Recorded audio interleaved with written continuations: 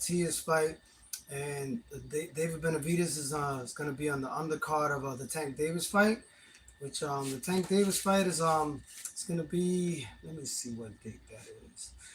It's going to be on June 15th, the same date that the Subriel Matias fight is going to be on.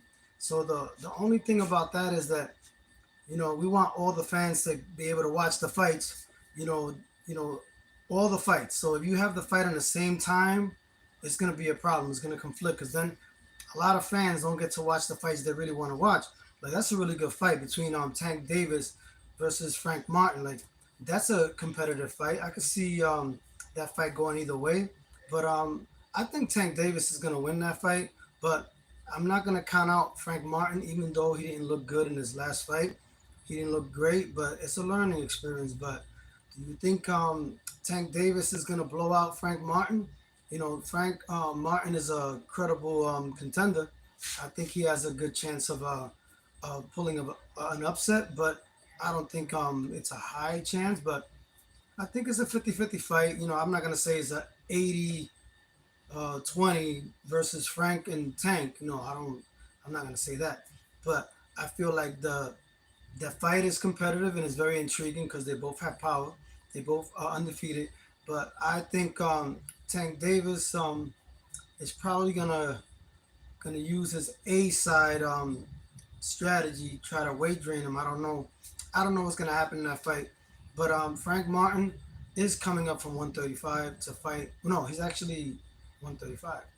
I think he's a natural 135. So I think this fight is might be on fair terms.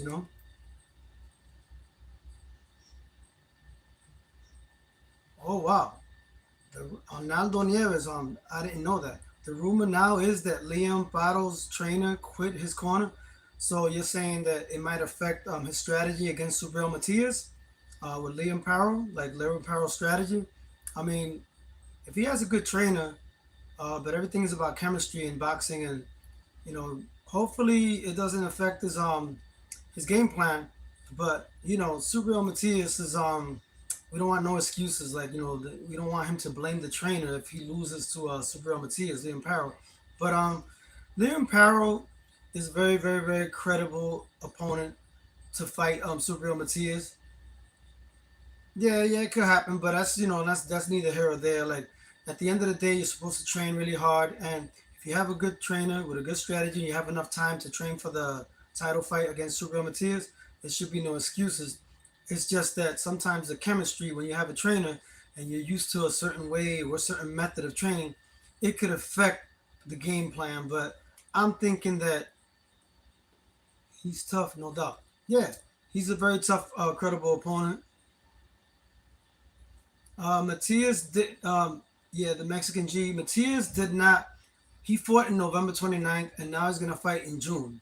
He's gonna fight against Leon Perro. He's gonna defend his belt for the second time, but for the first time in his native Puerto Rico in front of his people. So that's gonna be interesting. I just feel like the dates they're the same. June 15th. Tank Davis fights Frank Martin on the same date that Subriel Matias fights Liam Perro.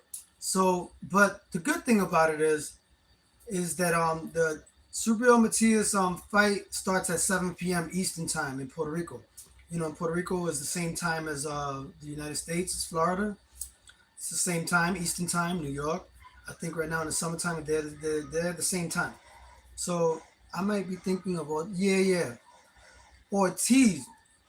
No, you're talking about Ortiz. No, Jermaine Ortiz. He ready for Teofimo Lopez. Yeah, but yeah, it was yeah. So Jermaine Ortiz. Yep. Thank you, Antonio Nieves, the Mexican G. Thanks for tuning in. I appreciate you guys. I'm gonna keep it real, and I feel like it's gonna work out in the favor of the fans. Hopefully, they'll be able to watch both fights because the Subriel Matias fight is gonna take place in Manatí, Puerto Rico, and it's gonna take place at 7 p.m. Eastern time. And there's gonna be local Puerto Rican prospects on the undercard, from what I heard. And Jonathan Bomba Gonzalez is one of the champions that in the flyweight division. He's gonna fight on the undercard. So it's a big treat for the people in Puerto Rico because in that town of Manatí, they usually don't get events that big in in that part of Puerto Rico. So Subriel Matias is doing something good for his native people, providing that fight there instead of a Choliseo. It wasn't planned like that, but it worked out that way. So the people get a treat that they normally don't get. You know, the people like the locals. You know, so so that's a good thing that if Tank Davis fight is gonna start probably way later, like 11 p.m. or 10 p.m. I don't know exactly what time it's gonna start, but it's in Las Vegas, so the time difference is a lot different than the Eastern time. So I feel like when it comes to fights that they fight in Las Vegas, a lot of people don't get to stay up. They fall asleep because if they don't have a good undercard. But in this case, they have a good undercard, so hopefully the fans will stay awake to watch, leading to the main event. So in the undercard of Tank Davis versus Frank Martin, we're gonna have David Benavidez in the undercard, and if I'm not, and he's gonna fight Gavazovic. What's his name? What's his name? He has a weird name. His name is Gavazovic. Gavazovic. He's from Uzbekistan, and he's I think he's a undefeated fighter at 175, and it's going to be the first time that David Benavidez fights, a fighter in that weight class, and then the winner of that fight is going to get the fight between Bertabiev and Bivol. That fight is going to be made, I think, is on June. Correct me if I'm mistaken. The Bertabiev fight versus Bivol is going to be sometime in June, I think. I'm going to have to find out the date on that. But you guys keep me posted on that. Let me know. Yeah, so the winner of that fight of Benavidez versus Gavazovic is going to get the winner of Bertabiev versus Bivol. Yeah. Oh yeah, yeah, yeah. I like Mill City. He's doing his thing. I like his boxing content. It's not biased. Yeah. So I'm gonna definitely check that out later. But yeah. Then right now we have that's that fight, and then we have Pitbull Cruz fighting August on the undercard. I think it's gonna be on the undercard of Terrence Crawford, because Terrence Crawford is gonna fight August 3rd against another exotic name. Let me see if I can come up with if I can pronounce the name. It's let me see what the name says over there. Hmm. Midrov. His name is Madrimov. Madrimov. Yes. Um, he's gonna fight Madrimov. Crawford is gonna fight Madrimov. He's undefeated, 10-0 with one draw and 6 KOs. With these fighters from Uzbekistan, like that, they're very tough. Yeah, Madrimov. Yep, they're very tough. You don't know what fighter you're gonna get, because a lot of these fighters from Uzbekistan are good. They're very dedicated. They're very strong-willed, and I think that Crawford is gonna win the fight. But at his age, at 37, you could get old overnight, and he's not as active as you want him to be. And I feel like he had a stupendous performance against Errol Spence. I don't care what people say that he hurt himself. Yeah, Israel, yeah, his name is Israel. Yep, yep. I don't care what they say about Errol Spence. He hurt himself, and then he was in the same fight after the accident. You got to give Terrence Crawford the credit that due to him. He hasn't had a lot of activity, and he hasn't had like a big resume, like on a consistent basis. Yeah, Yorkis Gamboa, when he was earlier in his career in the lower weight class. But I just feel like, the fighters today, they're not as active as they used to be. And it's so sad that we have to wait like a year to see Tank Davis come back. Tank Davis is coming back after, it's gonna be a year when he finally gets in the ring and fights Martin. It's gonna be a year that he hasn't fought. The last time he fought was in April against Ryan Garcia. That was last year. So I feel like Martin has been inactive as well. It's gonna be 11 months by the time he gets back in the ring and fights against Tank Davis. It's gonna be 11 months. So I just feel like boxing is not as consistent as it used to be in the 90s, the 80s. Floyd changed everything about boxing. Yeah, everything is about the undefeated record, and It shouldn't be about the undefeated record. It should be about the best fighting the best. And if you lost to the best, there's no shame in having a loss in your record. Just like Muhammad Ali, James Toney, Roy Jones, um, Felix Trinidad, Oscar De La Hoya, all the best lost to somebody else. But as long as you take a chance and you give a fight worthy, a fan fight friendly worthy, a fan friendly worthy fight to the masses, and you taking a chance, and the people get their money's worth, then it's okay that you have a loss on your record because you didn't lose to anybody. You lost to another elite boxer. That's the only way you can find out how great you really are. You know, when you go against the undefeated, the best, or the best, not necessarily undefeated. See, everybody thinks undefeated is what makes you the best, but you don't learn anything by just being undefeated.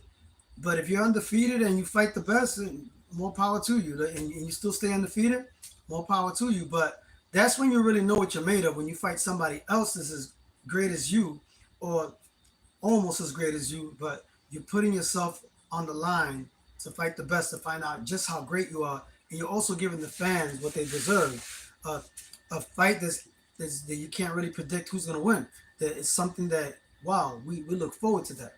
But the fights that we see nowadays, they drain the fighter to make a catch weight, like Tank Davis did with Ryan Garcia, and 136, he drained them. Okay, fine, but at the end of the day, if you're the best, you should be able to fight the fighter at the weight. But a lot of fighters don't want to have a disadvantage, especially if they're the A side. They don't want the fighter that's bigger to be having an effect as far as the size, because that does play a part a lot in how fighters win, because their body is naturally bigger than the actual fighter that's elite, that's actually the champion. So he wants to choose and dictate the terms on how they fight. But I feel like it shouldn't be like that. And I think it should be, if you are fighting for the championship at 140 or 135, you should make that weight. They should both make the weight. That's how I look at it. The Haney's put themselves in the position. They both talk too much. Yeah, I agree, man. The Haney's talk too much crap. And I feel like that was up to him, Haney, and his team to put it in the contract that Ryan Garcia should make the weight. If they didn't put it in the contract, then that's on them. That's on them. They chose those terms. I give Ryan Garcia the credit for the victory, but he should have made the weight. But if they didn't dictate in the contract that Ryan Garcia had to make the weight, then you got to give Ryan Garcia the credit. And if you're good, if your chin is good, you may be a little weak, but if your chin is bad, you're gonna get knocked out regardless. Yeah, what's going on, Bam Bam Boogie? One love, one love. Tony Also Knows Boxing. Check out my music too on Spotify, Pandora. Tony Also, The Monumental Truth. Check out The Prodigy of Albizu Campos, and I got a gospel album too. But I sing and I rap, so you can check that out whenever you get a chance. One love to everybody tuning in.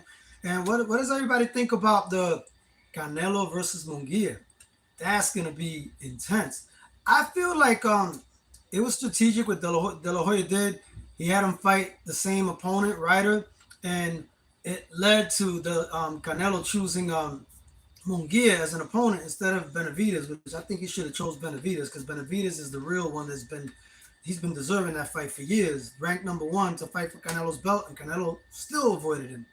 I feel like Benavidez is one of my favorite fighters, and he should get the chance. So I feel like Munguia is a live dog in this fight. Great fight. We're gonna get Benavidez as Canelo exits fight. I think the fight with Munguia and Canelo, I think there's gonna be an upset. But if Canelo wins, it's because Canelo really trains really hard and uses his boxing ability and intelligence and experience in the ring to negate whatever anything Munguia does. Because Munguia he hasn't been a great fighter. He's been a cherry pick. Yep, I agree with that. The Mexican G, I agree with you. But they've moved him along really good, Canelo, and I feel like his youth. If he wins against Canelo, it's going to be because of his youth, not because he's a better fighter. Because if you really analyze the intangibles of Canelo and Munguia, Canelo's a way better fighter than him. He has more ability. I'm not a fan of Canelo, but I support anybody that's boxing, and I give him credit for taking the Munguia fight. But I think he should have fought Benavidez. Because Benavidez, I feel like he's the monster. He's the Mexican monster, and I love the way he fights. He fights anybody. He doesn't avoid anybody. He makes the fights, but Canelo's looking at it like from a business standpoint. He doesn't want to fight Benavidez because he knows that if he fights Benavidez, he's fighting a bigger guy. But Canelo has fought bigger guys before, but people that are not in their prime. He's fought a lot of people like that, and I feel like Munguia's tough, but he's not a top tier. Yeah, I agree. I agree. Munguia's tough, but he's not a top tier opponent. I totally agree with you. But I think that he's gonna win the fight more than likely because of his youth. It's not gonna be because of his boxing skills and his activity because he's very active, and Canelo's stamina is by the seventh round.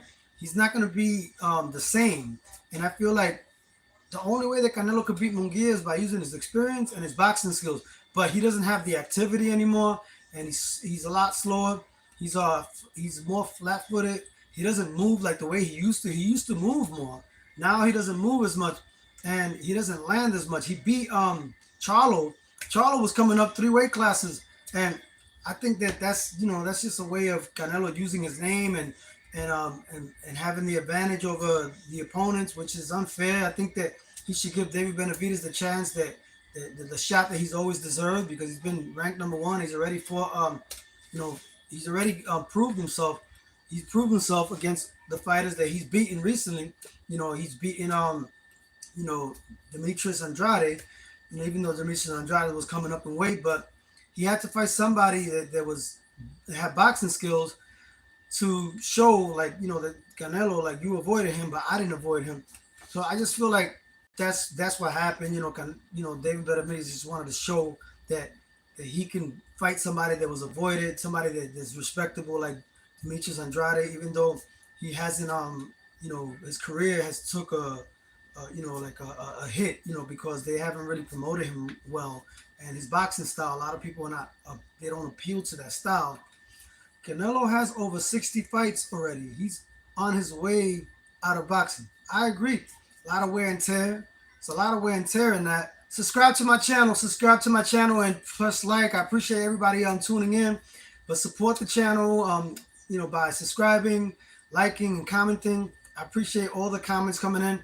I try to be as fair as possible. And I like the Pitbull Cruz fight. Pitbull Cruz is going to fight on the undercard of Terrence Crawford. The Terrence Crawford fight. And I think Terrence Crawford, he's gonna do good.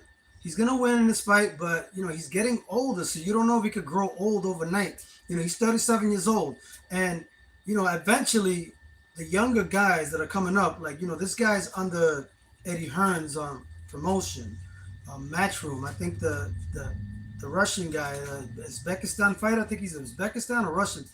The guy that Crawford is fighting, he is gonna be he's under Matchroom. So I'm thinking that Eddie Hearns wants to get all his fighters from his stable to beat an elite fighter that's known like Terrence Crawford. So he's banking on that. He's banking on this guy. This guy's 10-0 with 1 draw and 6 KOs. But I don't think that he's gonna beat Crawford. But I don't know too much about him. To tell you the truth, I don't know a lot about this Uzbekistan fighter that that he's fighting. 10-0, one draw and 6 KOs. But I know about Crawford, and I've always been a fan of Crawford. And I've been a fan of a lot of different fighters, Tank and Teofimo. But I'm kind of getting disgusted with these fighters when they're not consistent and they don't take fights. It doesn't matter who you fight. If you can't get a big fight, just try to get busy fight, a stay busy fight, so that way you don't tarnish your timing, your boxing skills erode when you're inactive for too long. You gotta harness, you gotta take care of, you gotta nurture and harness your boxing skills, and you gotta hone it by staying busy too. It's not only just training. Yeah, training helps you, but it's not the same as a real fight. So these fighters have to stay busy. Yeah. Rayo, he's the one that fought De Los Santos, right? The Dominican guy. I think that the De Los Santos fight is going to be on the undercard of the Tank Davis fight on June 15th, if I'm not mistaken. So I got different news. Somewhere else has said that he's going to be on the undercard of Terrence Crawford, but I don't think that's the case. I think he's going to be in the undercard of Tank Davis versus Frank Martin. And I feel like a lot of times when the boxers like Tank Davis, Teofimo Lopez, and the other one, Tank Davis, Teofimo Lopez, and Crawford, those three. I want to talk about those three. Tank Davis, he's inactive since already. He's going to be a year in June because his last fight was in April. I don't like the inactivity in boxing. I feel like it's not like the glory days, like the 90s, the 80s. It was every 3 months. Every 3 months. I know people need a break sometimes because boxing is hard, but the fans love a consistent schedule because boxing is competing with UFC and UFC is doing better.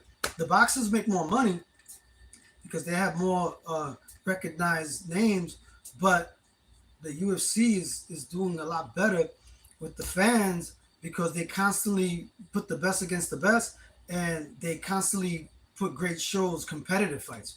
So I think that that's what boxing is missing. They got to put more consistent basis credit. They got to put competitive fights on a consistent basis. And and I used to be a fan of Teofimo Lopez, but when he didn't give a rematch to Cambosis, oh man, he I got really disgusted with him because I thought that he was gonna beat Cambosis and he was gonna sign with Triller and he was gonna make a difference and have his own promotion and be independent from Top Rank, but he's not independent from Top Rank. He's still with them. So I'm like, I feel like, Teofimo Lopez hasn't been active either, and also I just feel like a lot of boxers cheat their way to the top now. Now they'll fight an inactive fighter like Josh Taylor that hasn't fought in 33 months, and then that's when Teofimo Lopez decided to fight him after so long being out of the ring. So people get the misconception that he's the greatest in 140 because he fought a washed up Josh Taylor. Josh Taylor was already washed up when he fought. But I don't want to talk about that.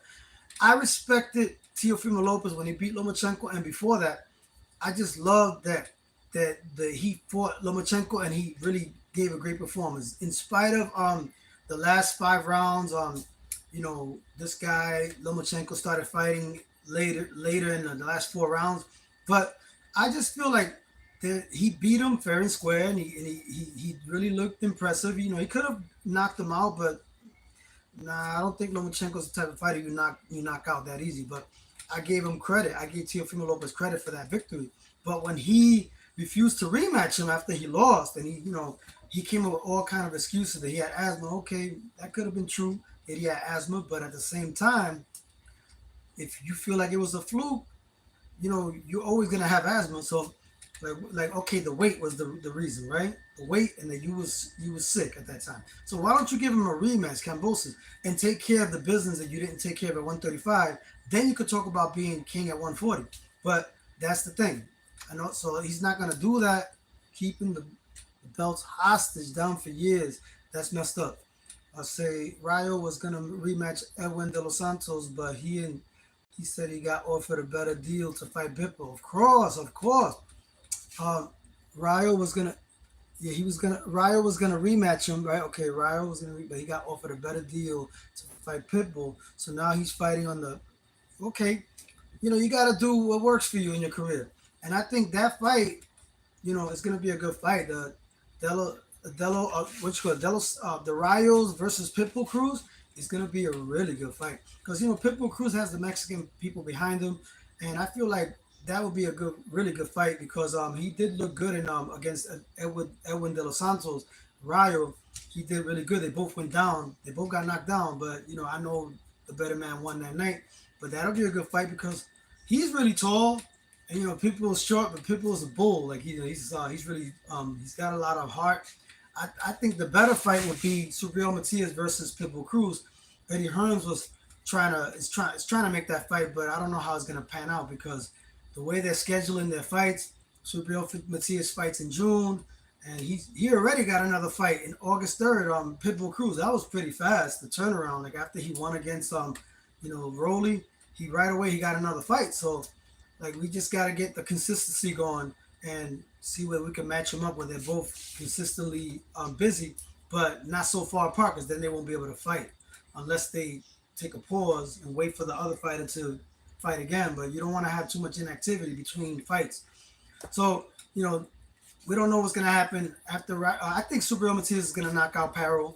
He's gonna beat him. It's gonna be a good fight. Superreal Matias is gonna knock him out.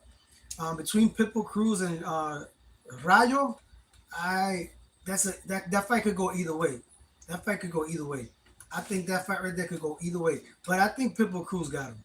I think Pitbull Cruz got he's gonna beat Rayo, but you never know. You know that you don't know, like, you don't know how he's gonna be in that weight. 140, he's probably tough with Rolly, but Rolly's not, he's not a credible opponent or champion, if you want to call him a champion. Yeah, yeah, I think Superreal Matias. I would love to see him fight uh, after Liam Parrow, uh, Teofimo Lopez or Regis Prograis.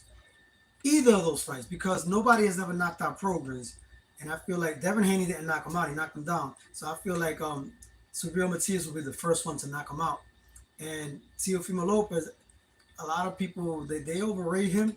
I think that Teofimo Lopez would get knocked out by Subriel too. He's good though. He's a great fighter, man. Teofimo Lopez. I know I say a lot of stuff about him, but it's just because what he doesn't do. I'm gonna call it out. Like, he didn't rematch Convulses. That's why. But yeah, so another thing, what's the other fighter? Tank. Tank, I'm a fan of Tank. I love to see him fight. But the thing is, he's never fought somebody that's naturally in his weight class that's undefeated in the league. But this fight that's coming up, this fight with Martin, it's going to be, he's not a champion, but he's an undefeated contender, He's not a champion. See, they don't do what they used to do in the 90s. The champions fight the champion. That's what we want to see. But Frank Martin, he's championship material. He hasn't been a champion yet. But it's interesting to see, the level. We'll see how if he's championship level. And you can't sleep on Martin. He has a chance. He's a live dog, but I think Tank Davis is going to beat him. And if Tank Davis beats him in a way where he dominates him, then, we got to stop putting fights like that. We got to put more like champion versus champion. Shakur Stevenson versus Tank Davis. I would like to see that. Shakur Stevenson's last fight with Edwin De Los Santos, it wasn't the best, but, he did say he's hurt his hand. He didn't want to say it, but I'll give him the benefit of the doubt. I think Shakur Stevenson, he's the truth. I think he's not the most exciting to watch, but I appreciate his boxing skills. And I feel like, if you put him in with the right opponent, like Tank Davis, we're going to see the best of him. And I feel like, we've yet seen the best of Shakur Stevenson. But, yeah, and then another thing, Crawford is also inactive. He hasn't fought in a long time since he beat Errol Spence, since he annihilated Errol Spence. And Errol Spence was my favorite boxer. I still respect him. Will he make a comeback? That remains to be seen. Will Devin Haney come back from the beatdown? That remains to be seen. I think that he's still the champion. Roy Jones was saying that the WBO, since he made the weight and he, on the scale, he lost the belt. But if he would have not made the weight, he would have kept the belt. But I think he still has the belts. Ryan Garcia didn't get the belt because he didn't make the 140 weight limit. So he definitely didn't get the championship. So he's not a champion yet. I think Superreal Matias knocks him out, Ryan Garcia too. Ryan Garcia got power, but he beat a boxer like Devin Haney with no chin. And that's the reason why he was successful. Because Devin Haney, anybody with power that's relentless will beat him. And I feel like Superreal Matias throws too many combinations. He's too relentless, and his skills are underrated. He does have defense, but a lot of people don't give him credit for it. He's not Mayweather, but he does have defense. But Ryan Garcia was, whenever he was throwing punches on Devin Haney, he was successful when he knocked him down. But Devin Haney was coming back in those other rounds that he didn't get knocked down. But I just feel like Ryan Garcia was powerful enough to really put damage on Devin Haney's mindset and take him away off his game plan and really discourage him. Like once he landed and knocked him down 3 times, like he was not the same mentally, because once you get hit like that and you don't have, like, it's like your plan goes down the drain. But if he had a chin, he would be able to sustain the boxing ability and win the fight. But if you have a boxing skill but you have no chin, I don't care what anybody says, you're gonna get done. You're gonna get knocked out. You have to have a lot of different attributes, not just boxing ability, but heart, chin, and timing, and being able to have great defense and make the other person pay. You have to have a little bit of pop. You don't have to have the most power in the world, but you have to have a chin. If you don't have power, at least have a chin. At least have a chin, man. Yeah. So what you call it? That's it. And my assessment on all these fights and the inactivity and all those things. I just the pros and cons of boxing. Like there's good things and there's bad things. Subscribe to my channel. Tony also knows boxing. Like and comment. Thanks for all the support. I'm trying to get to 1,000 subscribers and beyond. And you guys have been loyal and you've been respecting what I've been saying. Some people don't, but not everybody's gonna agree with the truth. I always say the truth on holds barred. The truth. I just like to say the truth about everything. And boxing needs to get better. Needs to be more consistent. The best needs to fight the best. Teofimo Lopez needs to get out of his contract with Top Rank and be independent, or just fight, on a fight to fight basis with different promoters so you can get the big fights. But that's it. That's all I got for now. Tony also knows boxing. One love. I predict Matias wins by KO against Liam Parrow. I predict that Tank Davis has a tough fight with Frank Martin, but I feel Tank Davis is gonna win, but he's gonna win by either by decision or controversial decision, or it could be Frank Martin beats him by controversial decision, or it could be a KO by either one. That's what I see, because that fight has so many intangibles. I see it like that. And Charles Crawford, I think he wins in the 7th round. I think 7th round KO. And you never know. These guys, these Russian guys, they're very tough. But that's all I got for now. And as far as Munguia and Canelo, I think Canelo's gonna lose. I think it's the changing of the guard. I think May 4th we're gonna have a new champion in Munguia, but it's because of his youth, not because he's a better fighter, a better boxer. It's just because of his youth. But it's not gonna be easy though. It's not gonna be easy for him to beat Canelo. But he's the more active fighter, and I think Canelo struggles with activity. So yeah, that's it. One love. Tony also knows boxing. Check out my music on Spotify, Pandora. I do hip hop. I do R&B. I sing and I rap, and I do salsa, merengue. I do a little bit of everything. But check out my album. I got a new album called The Essence of Who I Am. It's gonna be released soon. I'm working on it, but check it out. One love. Subscribe. Tony also.